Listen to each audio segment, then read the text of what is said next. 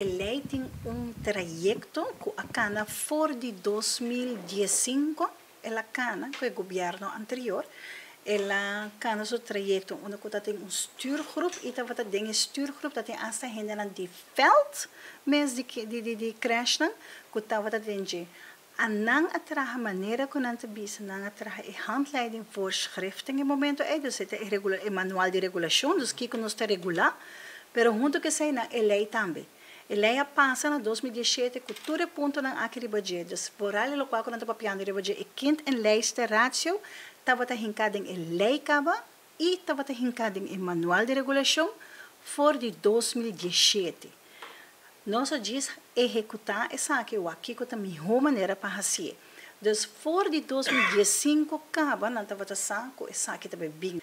Ela é simplesmente para regular todo o qual está otorgar permiso para operar centro de cuidado de maneira todo o país durante o mundo tem. Nós está inclusive o último país da região que está passa a lei aqui. De que está o factor. Onde é o factor mais grande, me está que está com esta queda uma responsabilidade sumamente grande no momento que bota raia que bota que cuida muito. E tem seu custo em plata, seguro que sim.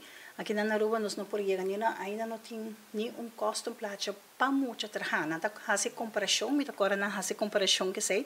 Quando a gente na Holanda está 10 euro, então não quer comparar com 20 euro, mas eigenlijk 10 euro está 10 florins na Aruba. Bom para comparar Apple com pera.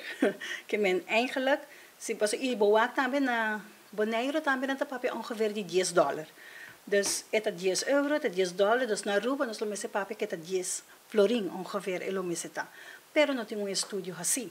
Tem 60 horas aqui e next fase com o departamento de muito jovem que vai direto de para fazer estudo para quanto muito custa, por exemplo, na voorschoolse educatie, dus na parte mais inta para mim, quanto essa custa.